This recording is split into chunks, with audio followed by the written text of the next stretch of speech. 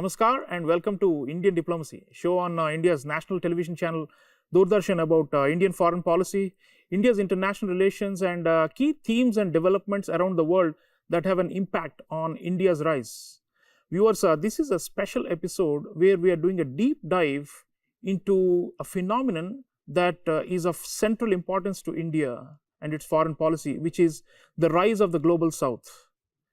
Countries of the global south, approximately 134 of them in the world, comprising the majority of the world's population, are coming out with a new sense of optimism and self-confidence and are rising. So what is this rise of the global south all about, and what is India's central role in lifting the global south up, and how are people around the global south perceiving this change in the global world order itself? And these are some of the themes that we are going to be discussing. And I am very, very privileged to introduce you to take us through this discussion. 41 outstanding young diplomats from 41 countries of Asia, Africa, Latin America, and Europe, who are currently being hosted by the Sushma Swaraj Institute of Foreign Service of India's Ministry of External Affairs to do a special course. These are young diplomats from the global south. Let me welcome all of them, folks. Welcome to India and to Indian diplomacy. Thank you, sir. Great. So you have been traveling and visiting India and connecting in a very deep way with our institutions, our people, and being hosted by our Ministry of External Affairs. So let me start with something that binds all of us together, our common identity. This global south identity, sometimes we represent individual countries or regions, continents, but when we all come together like this, we realize that we have much more in common because of the fact that we are developing countries, right? So I want to start the discussion and inviting some of you to come in by talking about this global south identity, what it means to you personally, to your country, and how much of this identity as belonging to global south influences your country's outlook to the world, its foreign policy, and its overall approach to international affairs. Would someone want to come in, talk about global south identity, how strongly it is felt in your own country, and where you see that impacting your policies and your approaches? Yes, please. Okay. So I'm Mai. I'm from Egypt. I would like to thank you so much for having us today, and I would like to thank India for having us these 2 weeks.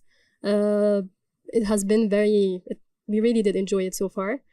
Answering your question, just like you said, we are the majority in the world and we have such powers, and we generally we are same but different, and we all know that, but coming here and meeting each other and talking to each other, our policies, our cultures, our humor, even on the sense of one-to-one, you can find out how similar we are.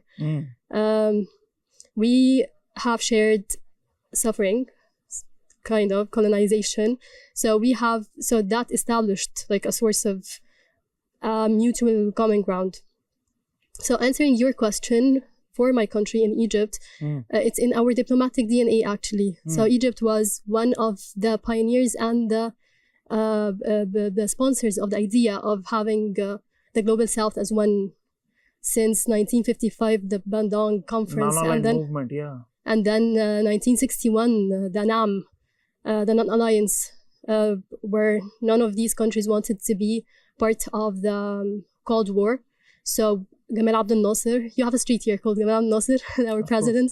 He sponsored it along with India, Yugoslavia, and others. So from the very beginning, we were very supportive of it. And just like I said, it's in our diplomatic DNA to support the global south, the idea of it, and continue to sponsor and to collaborate and improve and show what we can do as one. Even though we're developing, but together we can do so much. Thank you so much. Thank you.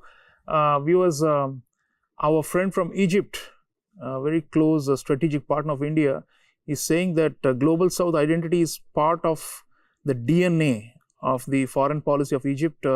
They've always taken independent positions on world issues, and that shows, they are counted as a leader from the Middle East / North Africa region, and definitely Egyptian influence on the evolution of the global South ideology and thinking and cooperation is tremendous. So younger generation of diplomats are still inheriting that tradition. Would anyone else want to come in, talk about belonging to the global South? What is that feeling all about? And any sentiments or ideas that come from the fact of belonging to the global South, and how has that guided you as a person or your country? Yes, please. Hello, everyone. I'm Fabiola from Madagascar. And first of most, I'd like to express my gratitude to the government of India, and especially the Sushma Swaraj Institute of Foreign Services, for granting me this to be part of the participants of the third Global South Young Diplomat Forum in India. So, as far as I'm concerned, the notion of Global South identity goes beyond the geography. For me, it represents a shared development aspirations, which is shaped by a similar historical experiences among countries in Africa, Asia, Latin America, and also Oceania. And also, Global South identity reflected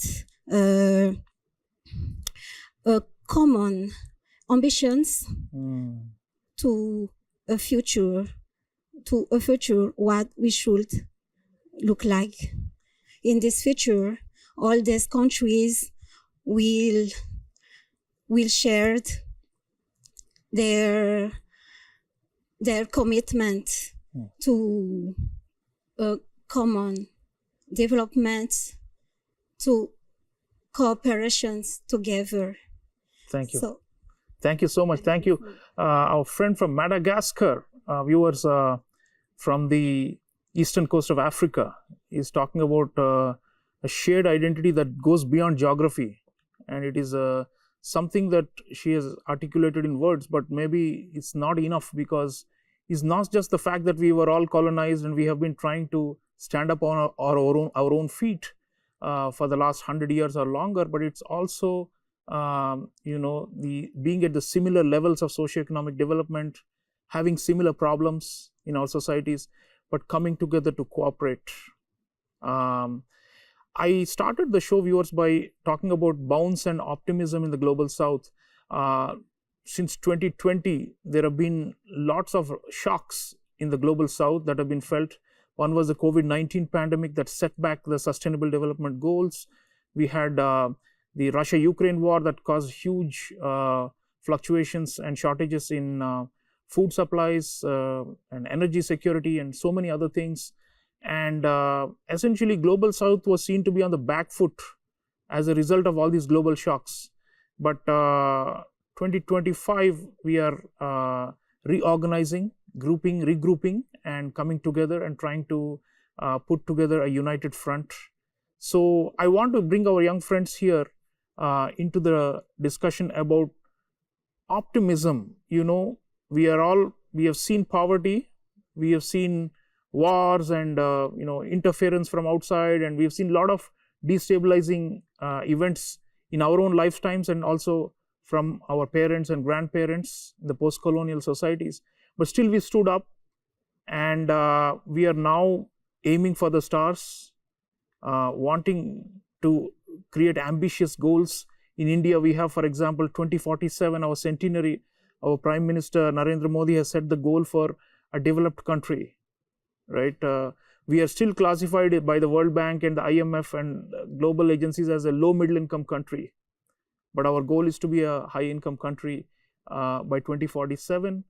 And there are many other objectives we have like these, right? So what is giving us this self-confidence? Where does it come from? Ultimately, our strength is our people. So I'd like if somebody would want to come and talk about the self-confidence and the optimism and this self-belief that we can do it and we don't have to be dependent on any rich countries anymore. Because for a long time, there was a talk about aid and we need foreign aid and assistance and all that. But now we are not talking about. We are saying we just need fair trade, we need foreign investment, and we are willing to cooperate among ourselves, and also, of course, with the global north, based on our national interests. So there is a change in our approach. Right? We are no longer going out there with a begging bowl. That was the image of, they used to call us the third world, right? But we are not using those terms anymore. Global South is a much more dignified phrase than third world. So where is this energy and this optimism coming from? And what is your own view on, the future of the Global South? Why are we aspiring? And where is that, vibrancy coming from? Please. My name is Geoffrey Makora. I'm from Malawi. To begin with, a Global South, it's a movement, or it's a thing that is moving from conceptual to pragmatic. Now, in its pragmatic approach to things, they are sensitizing individual countries to come together or to know its potentialities, so that they are more or less like they are emulating the example of China, in India. You see, India is one of the countries that has survived in its economic challenges. In your preamble, you mentioned something about the war, Ukraine and the Russia war, the COVID-19, but we saw India standing on its foot in as far as trade and economy. So a lot of countries, by coming in the Global South, they learn something. Global South, it's an idea or a movement which brings a strategic partnership in its what I call multilateralism, which is in it. It's a movement that is not standing down or looking down these other countries, but making the leaders to know that they are there. They can't solve these global challenges on its own as a country, but we need one another. I would give you an example of COVID. You know that COVID, it's a thing that made all the countries to realize that they can't fight on its own. No country was big enough. Every country was succumbed to COVID. People died of COVID. Now we know that. I'm going to give you an example of Malawi. Malawi is now one of the countries that is relying much of medicine. A lot of patients are flying from Malawi to India strategically, because you are in Global South. Thank you very much. Thank you, sir. Thank you so much. Very inspiring thoughts from our friend from Malawi in Southern Africa. Viewers, he's saying that India is an example that survived all these global shocks and is also generating public goods for other countries of the Global South. So healthcare, for example, the example he gave, we have low-cost generic drugs, so we have our doctors, our nurses, and all these have played a significant role in improving healthcare conditions across the Global South through our diplomacy. So that's very heartening to know. And the spirit of the Global South comes from this, the sense of unity, sisterhood, and brotherhood. And without that, we will not be able to accomplish our goals. We know it. We have our limitations. We have resource limitations. Therefore, we need to pool our resources together and share. And I think that's what's coming out. Any other thoughts on Global South identity and Global South self-confidence? Yes, sir. Hello, my name is Humberto Correa. I'm from Brazil. Thank you for having us here. I think the first reason to be optimistic about Global South perspective is the very fact that we are here. We are representing 41 countries from the Global South, and we are young diplomats, and just the fact that the Indian government has brought us here give us hope that a new generation of solidarity, mutual understanding, and cooperation may be fostered in the next years during our generation. But from my personal perspective, I also think coordination in multilateral forum is very important for the countries of Global South. When we speak as one voice, as unified voice, our priorities in multilateral negotiations, climate, health, or development are harder to ignore and to be sidelined. Also, from a practical point of view, I think our countries can unite in doing South-South cooperation initiatives in areas such as development, technology, health, and education. So I believe there is every reason to be optimistic about the perspectives of cooperating with one another. And as we coordinate a multilateral forum, as we cooperate bilaterally and multilaterally, I think speaking with one voice and just make us stronger and make us more assertive in the international arena. So no nation has to go over their challenges and the global challenges that we all face alone. We can be united and we can thrive together. That's it. Thank you, my friend. Thank you so much. Brazil is a big country in the developing world, friends. And we, India and Brazil, we work in the BRICS grouping and also in the IBSA, India, Brazil, South Africa, and many other, both bilaterally, we have a strategic partnership with Brazil. And that country has always upheld South-South cooperation as a core value of its foreign policy. And our friend from Brazil is talking about the need for coordination in the multilateral forums, and that's very, very critical. Talking of multilateral forums, let me widen the discussion. Generally, Global South, we are supposed to be stronger as a bloc or as a group of countries, right? We have a strength in numbers. We are the majority of the world. The G77 grouping in the UN, for example, has around 134 members, right? Almost all of your countries are part of the G77. So as a bloc, we can be quite effective and quite powerful, not only in the UN General Assembly, but also in many other like specialized bodies, regional organizations, right? So India played a very seminal role in canvassing for the African Union to get a full membership of the G20, for example. During our presidency in 2023, we could achieve that, and that was a big success of that summit, where now the AU is a full member. So the 55 countries of the AU are now part of the G20, and I think it needs to be now called G21 or something like that, because there is a 21st member, which is the African Union. So multilateral forums, some of you actually belong to ministries back home which deal with multilateral diplomacy also, right? Already we are saying that we need to be more effective in coordination in multilateral forums. So what are your ideas and thoughts about this aspect, and how can we be more powerful, more influential, not just rule takers, but rule makers through multilateral institutions? Because this has been a big drawback of the Global South, where the richer countries generally have bigger delegations, more technical capacities, more experts, and then they come to every multilateral forum and they write the first drafts, and ultimately they try to get the rules shaped as per their respective national interests. So we have been at the receiving end of these rules for a long time, right? But now from rule taker to rule maker, it's a big change. So multilateral diplomacy, how much of it your country is investing in this? And cooperation with India on this aspect. You've also been learning about different aspects of multilateral diplomacy during your special course at the Sushma Swaraj Institute here in Delhi. So let's talk a bit about multilateralism, multilateral diplomacy, and these institutions, how we can be more effective as a force or as a bloc in these groupings. Any examples of any sector? Yes, sir, please. Yes, my name is Jose Manuel Labrada Gonzalez. I'm from Cuba. Cuba, as India, is a founder state of the non-aligned movement in 1961. And we also shared the G77 in the 2023.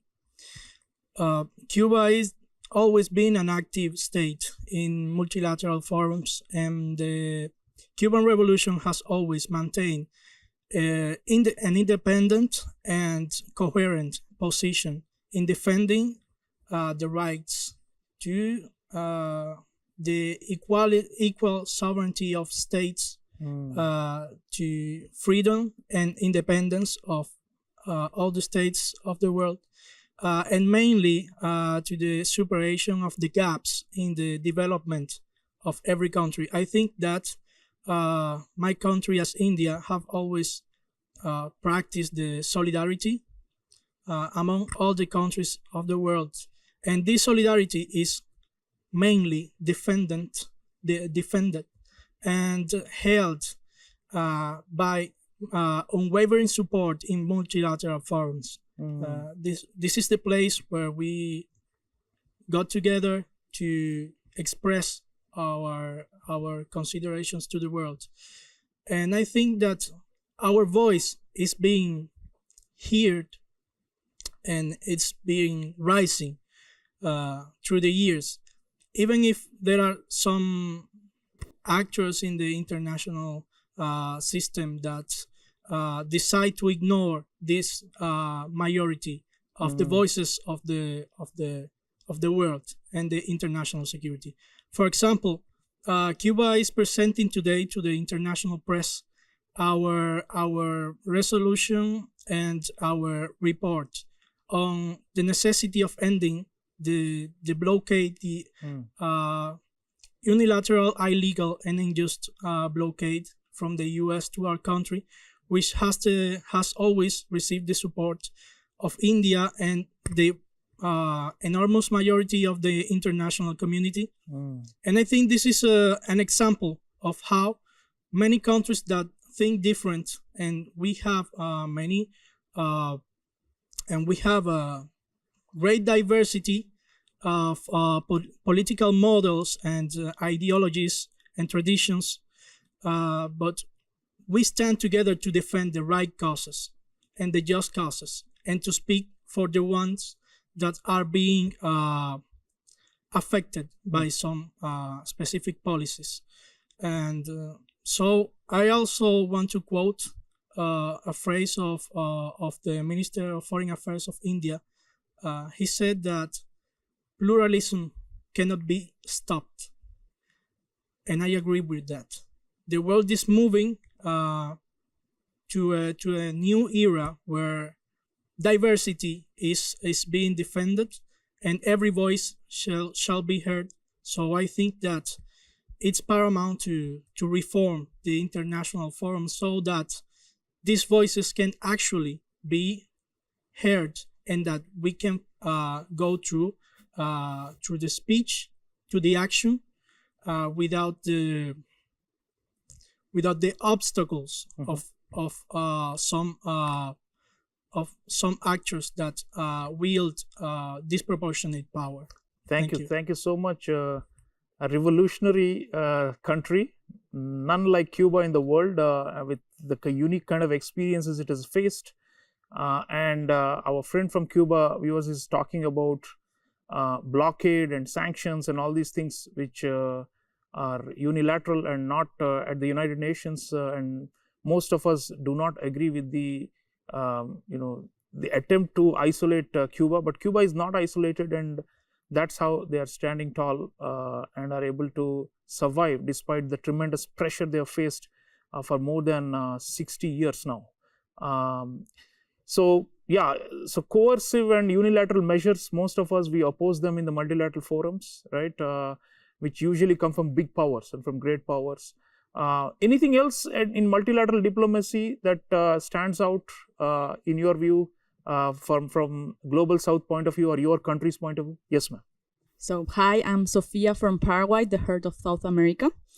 And when talking about multilateralism and how to make it more effective or to reach better results,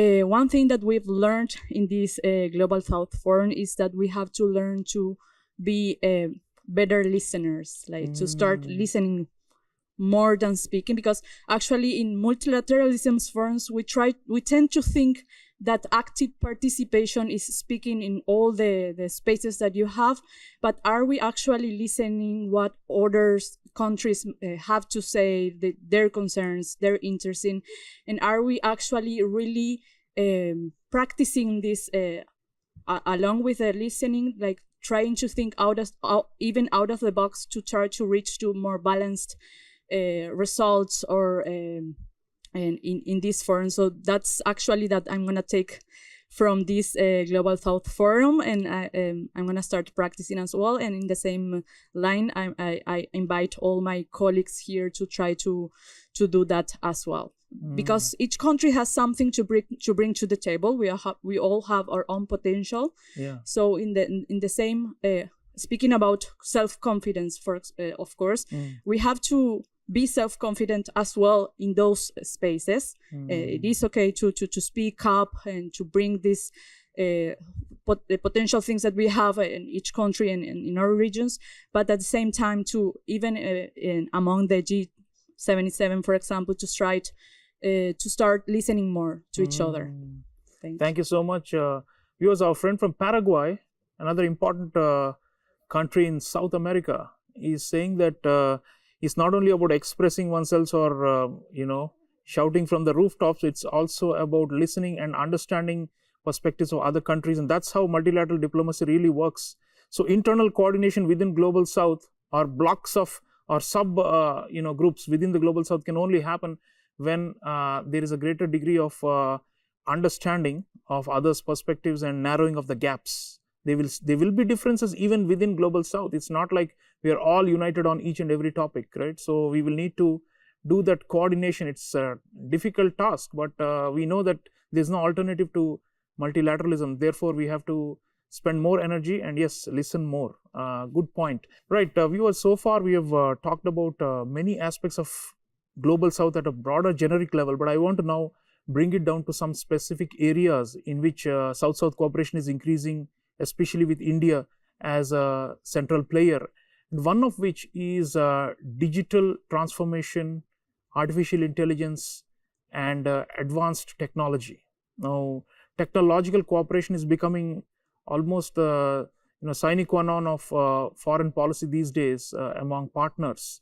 And our friends already talked about a new generation of solidarity, and it cannot just be words and thoughts and feelings. It has to be based on hard, concrete scientific and technological cooperation. So this group of young diplomats is in fact doing a simulation at the Sushma Swaraj Institute on the AI Impact Summit that India is going to organize in 2026. They're doing a kind of a simulation of it right here, representing different countries and trying to come to an agreement on this. And one of the ideas enshrined in this is a Global South AI Commons, and trying to create a notion of AI as something that can be shared and used for the well-being of all the peoples of the planet, and not just limited to rich countries where most of the research and development in these fields is happening. So can I request someone to come in, talk about especially artificial intelligence, high-tech areas. We have historically lacked in them. We have not had the investment, we have not had the human resources, the skill levels, the training, and we have often lagged behind the richer countries in this area. And that in turn perpetuates the gap between North and South, right? Because technology is like the new currency of power today. So let's go a little bit deeper into this. What all you have picked up during this training here, any new ideas, and also your own perspective and your country's perspective on technological cooperation and how this can be the basis to lift the entire Global South up. Yes, sir, please. Very welcome. Namaste. My name is Ara Matevosyan. I'm from the Republic of Armenia. First of all, let me express my sincere gratitude to the government of India, particularly Sushma Swaraj Institute of Foreign Service, for their hospitality during our stay in India, and to you for having us here in your program. In fact, our visit to the state of Odisha was truly inspiring, experiencing culture richness alongside India's modern advances. At the IIT and the World Skills Center, we witnessed how India is investing in its young talent, preparing the new generation with knowledge and practical skills. The balance between innovation and tradition is deeply impressive. So, and it sets the right tone for understanding India's role as a leading voice. What makes its role more impactful is that India supports its foreign policy or diplomacy by its technological and scientific progress. India is next year. India will be hosting the AI Impact Summit, which reflects how it views technology not as only domestic advancement, but also as part of its global leadership. India is investing in AI infrastructure, safe and smart governance system, skill development. So in many ways, that reflects also the essence of India's core and own tradition. The Chakra, symbolizing the continuous energy in progress, and Sutra, symbolizing the threads of wisdom that connect knowledge to practice. So coming back to Armenia, over the past decade, Armenia has made significant progress in the ICT sector. We are building the largest AI data center factory in the South Caucasus. I think that the progress made by India and Armenia will offer us meaningful opportunity to connect our ecosystems through joint research, skill development, investment in AI infrastructure, and taking into account India's foreign policy reinforced by its technological and scientific progress. I think that in taking into consideration the progress we have made in our country, so it will create good opportunities to not only to diversify our partnerships and become more resilient, but also promote our innovation agenda. Thank you. Thank you. Armenia, small country, but has always had a significant impact on the Caucasus and beyond. Viewers, he's our friend from Armenia is talking about the Chakra and the Sutra. These are, of course, very deep philosophical concepts of India, and linking them to technology and technological cooperation and synergy. And he also mentioned the fact that this group of young diplomats has traveled to Odisha, the eastern Indian state, and has spent time there, and has visited various institutions, seen also our heritage and historical monuments there, but also seen the modern India, which is striving to be up there at the top in terms of advanced scientific know-how. Let me bring in this element of what they have seen. They've also gone, as our friend mentioned, they have been to the Indian Institute of Technology. We have 23 such IITs in this country, and we are also setting up satellite branches of the IITs abroad, including in developing countries. So this is part of our educational diplomacy as well, and sharing our know-how. So any other thoughts on your visits to Odisha and what all you have seen there? What impressed you the most about it, and how has that influenced your thinking about this country as a whole? Yes, ma'am. Namaste, everyone. My name is Sabina Pobeni from Nigeria, West Africa. First of all, I want to thank the Institute for organizing and putting together this very wonderful training. It's been quite impactful and insightful as well. Firstly, I would like to comment on the technological advancements that India has been making, despite its challenges, because every nation has a challenge. And this has proven that the Global South and all the nations that belong to the Global South actually has something to contribute to shaping global order, to shaping global governance structures. But I think they will need to come together as one to do that, first by harnessing our collective internal resources, and then by concerted collaborative efforts between nations, because no nation can actually go it alone, and together the Global South is stronger. one thing that has been quite striking for me throughout this visit has been, like my brother said, it's the melange, I would say. That's the mixture of both historical preservation and technological advancement, because sometimes there is this tendency of technological advancement to erode a people's historical background and all that. But with India, we have seen that both of them can actually go together.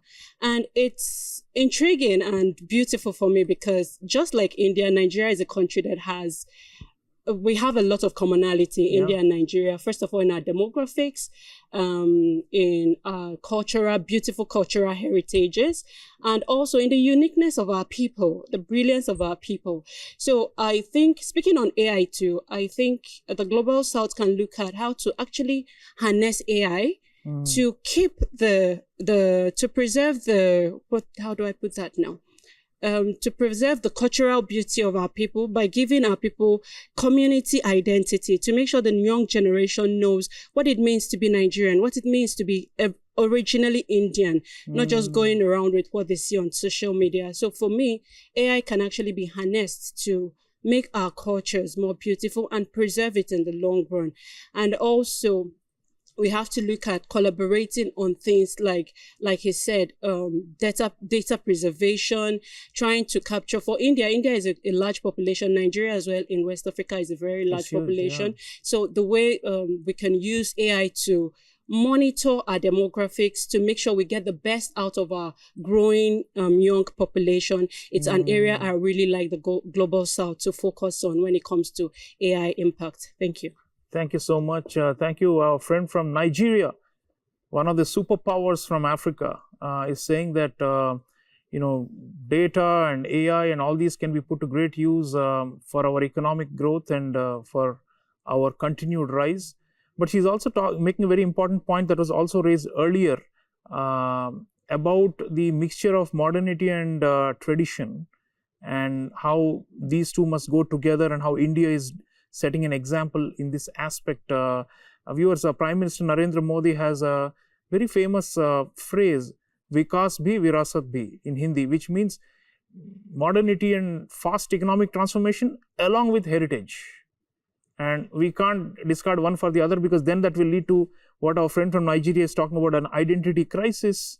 And we should not forget our roots, because that is our strength, right? And that is where we draw our spirit, the energy and the optimism that we spoke about for the Global South. So the idea of combining the two is very important, and I'm glad that as part of the special course these young diplomats are doing, they are being shown a bit of both. They are getting the modernity and also the tradition of India, especially through their visit to Odisha. Right, so viewers, the experience of being in a great Indian state like Odisha is, I'm sure, unforgettable for these diplomats, but I want to draw them to the bigger picture of the experience of being in India as a whole, and obviously each of these countries represented here has friendly relations with India. With many of them we even have strategic partnerships. So we are doing great things with each of them in economic, in defense and security, in geopolitics, in multilateral institutions. There's so many arenas in which we're cooperating. But I want the group to come in and talk a little bit about their own learning as part of doing this special course. When you came in, you must have come in with a certain notion about India and about what this course might offer for you. And, having gone through this course, what is it, how has it changed you, or your thinking or your vision for the Global South?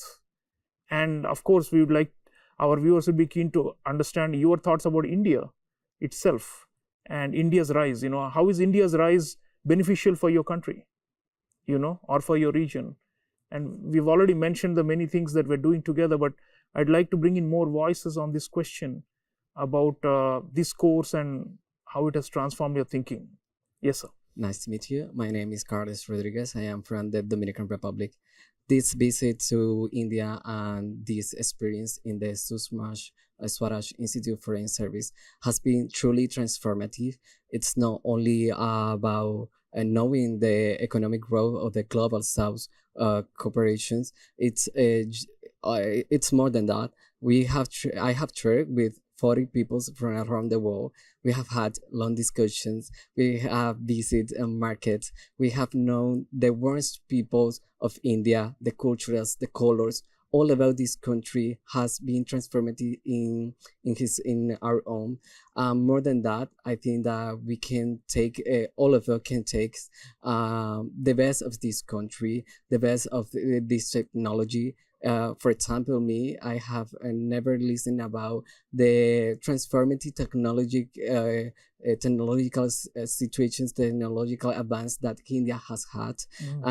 For me, that has been a cultural exchange, has been a touching and transformative way to see this country, but trying to travel to all of this country with my partners.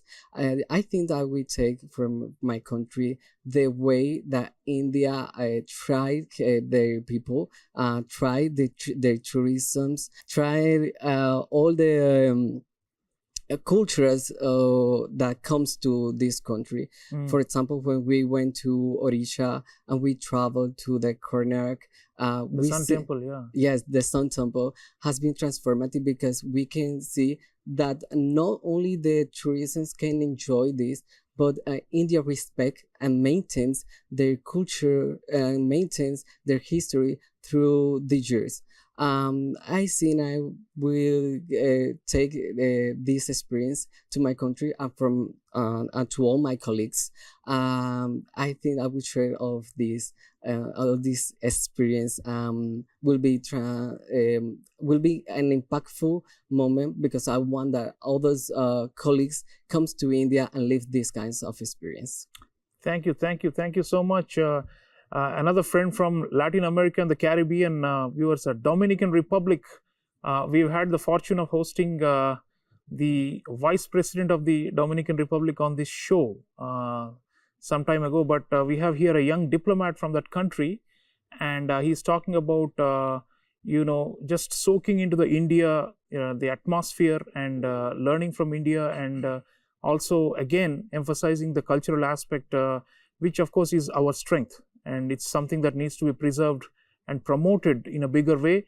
The kind of potential for tourism that India has. And he's talking about going back and telling people back home in the Dominican Republic about what he saw and how amazing this experience has been. So we hope many more people will come to this country. These kind of visits also help to spread the word among influential sections around the world about India being open and receptive to visitors.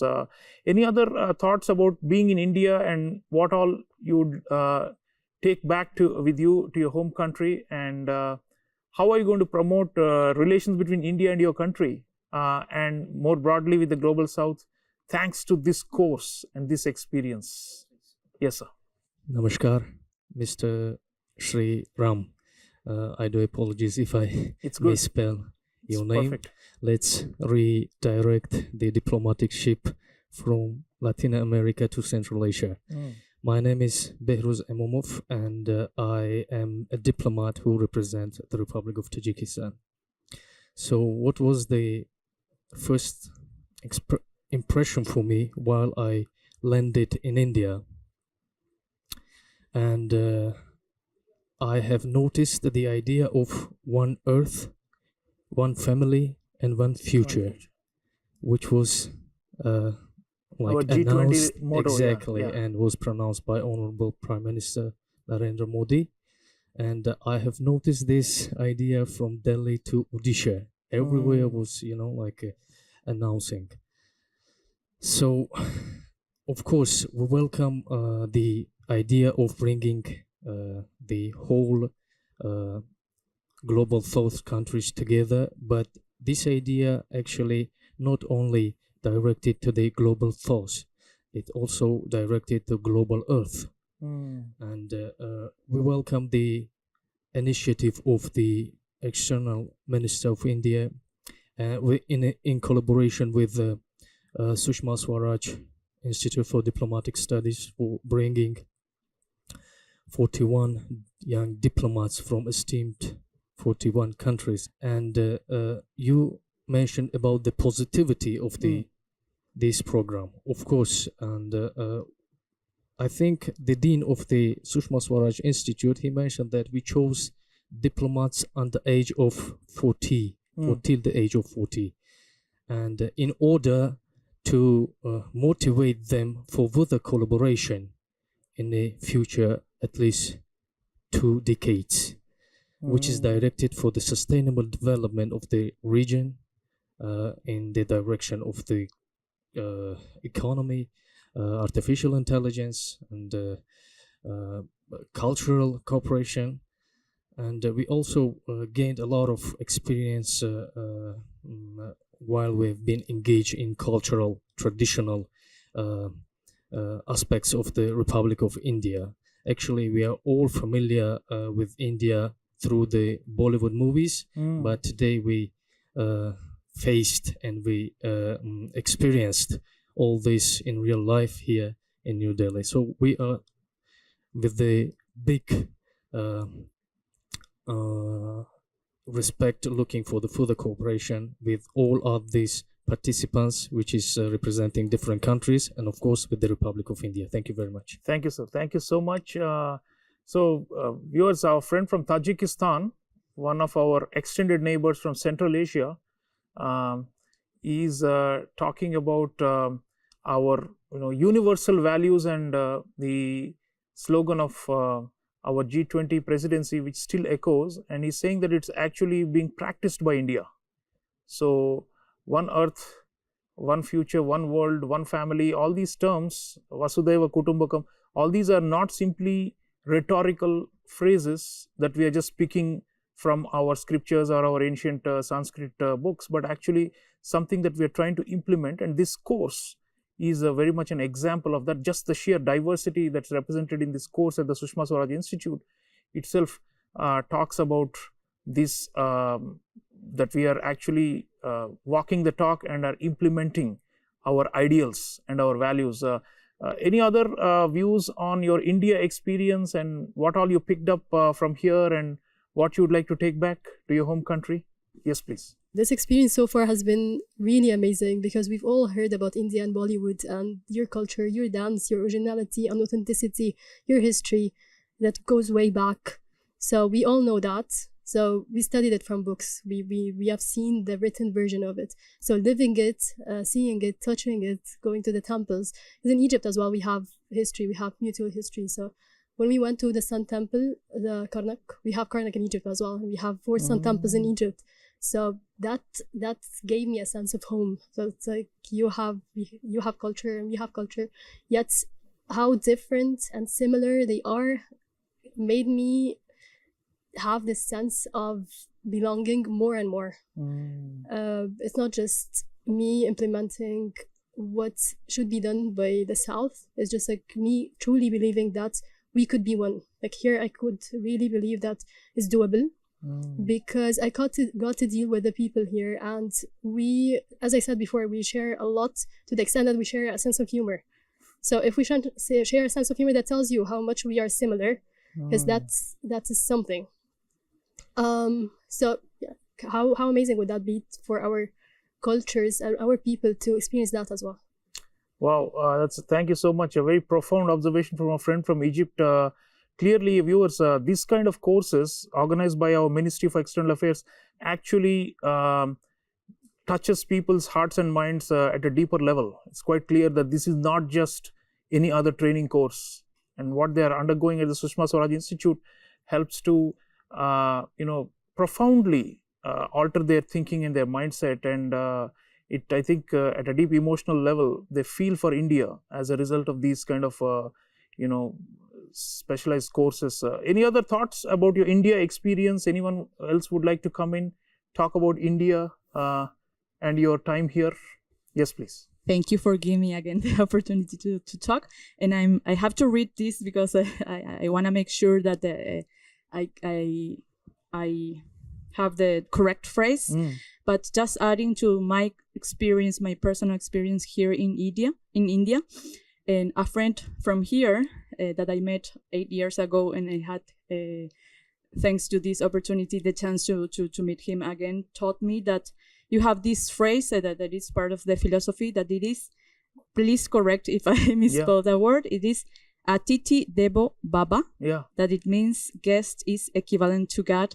And that this, that explains a lot on how you act and how you behave. And I really felt that. So thank you so much for that. Thank you. Yeah, Atiti Devo Bhava, it's one of our core slogans. And we always, honor our guests, and that's been the tradition of India. And I'm so glad all these young diplomats are enjoying the hospitality, but it's also touching their hearts, and that's very important for us. Viewers, let me also bring in Dr. Amrita Banerjee, who is one of our young Indian Foreign Service officers who is accompanying this group and is also part of this course. Dr. Banerjee, last word to you on this course. What all you have seen, your impressions of this group, and what is our objective and our goal in bringing these kinds of groups? Let our audiences know why the Ministry of External Affairs does these very important special courses. Namaste, sir. I'm Dr. Amrita Banerjee from the Indian Foreign Service 2016 batch. I'm also the Deputy Secretary in Sushma Swaraj Institute of Foreign Service. As a diplomat, sir, and as a course coordinator of the institute, I feel really privileged and humbled to be able to represent India in such an august platform. So over the past 2-3 months, the entire team of Sushma Swaraj Institute of Foreign Service, under the guidance of our Dean, Ambassador Rajkumar Srivastava, has been working very, very hard to bring this program together. We had been coordinating with numerous embassies, back and forth communication, sir, to get all these diplomats in time for our course. And we had made a lot of effort to curate the program well and put in elements in the program that would resonate with our friends from the Global South and the diplomats from the visiting countries, sir. We have been trying to put in together elements like AI, which is of paramount importance in today's day and age. We had been putting together public diplomacy, the interaction. We have been really trying to get in a lot of people to come and address them so that they could get the best out of this course, this 2-week duration course that we have in Sushma Swaraj Institute. So as a training arm of the Ministry of External Affairs, we had been working very hard to build capacities of the young diplomats all over the world based on requests, and also on the basis of the requests that we get from the missions abroad. So we really wish and hope that since these are all young diplomats, sir, who have got a considerable amount of service left in their careers, they actually get in together in some ways, in some format, and we are able to take forward the goals of the Global South collectively in all the forums. So this has been our objective, sir, and this is what we have been striving as part of the Sushma Swaraj Institute of Foreign Service family. And I congratulate and thank each one of you for coming forward, for cooperation, for your participation. We deeply value your contribution and your presence today at the Institute and otherwise in the programs concerned. Thank you so much, Dr. Banerjee. So viewers, the point is India is becoming a convening ground for diplomats from all over the world to come and to join hearts and minds and to actually deliberate on our shared concerns and problems, but also to equip ourselves with skills. Capacity building is the key, and the reason the Indian government is investing in these kind of programs is also because of the age factor that was just mentioned. Young diplomats have 2 decades or so at least left in service. Many of them will go on become ambassadors of their countries, maybe foreign ministers, prime ministers, presidents, you name it. So it's also our strategic investment in future leadership of the Global South. And it is through these kind of engagements that we are able to harness their energies and also get them to see India in its best form. So I'm so glad to hear that we are doing these kind of programs, and you should all be aware that India's Ministry of External Affairs does these kind of programs, and that's part of the reason why they are here on the show, so that you see how India is placing a bet on the future of the Global South through these kinds of specialized capacity building programs. Thank you all for being here, friends, and I hope your time in India continues to be amazing as it has so far. And I really wish that the lessons and the deep feelings that you've expressed today in the show will continue to guide you in your careers as you go forward. And of course, we'd love it if you are posted back here in India, on behalf of your embassies or high commissions. And going forward, we hope that we have built enough bridges through this kind of training program that will last for the lifetime, and you will continue to come back to India and to be a supporter of India. And of course, our common community of the Global South as a whole needs a big lift. We are still, in the stages of our rise. Our rise is not complete. It's a work in progress, right? So we all have to strive and struggle for the rest of our lives to enable these goals and objectives of our countries to be met. So thank you for being here, and all strength to you, and as you take the mantle of the Global South forward. Viewers, the rise of the Global South is something that's of central importance not only to India but to the world as a whole, because 21st century the tables are supposed to be inverted, and history, if you believe, goes in cycles. Then the time for the Global South to come on top over the next few decades is very much around. But our vision and our approach is inclusive and not for hegemony or domination, because of our shared experiences of suffering and coming out of colonial rule. So therefore, when the South rises, it's going to be a different world order.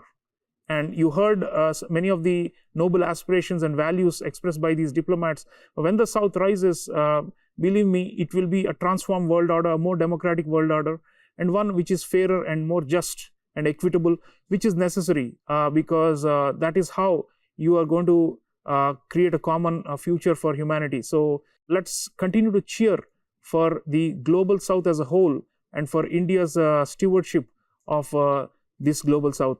I thank you for watching. I'll see you next time. Until then, take care.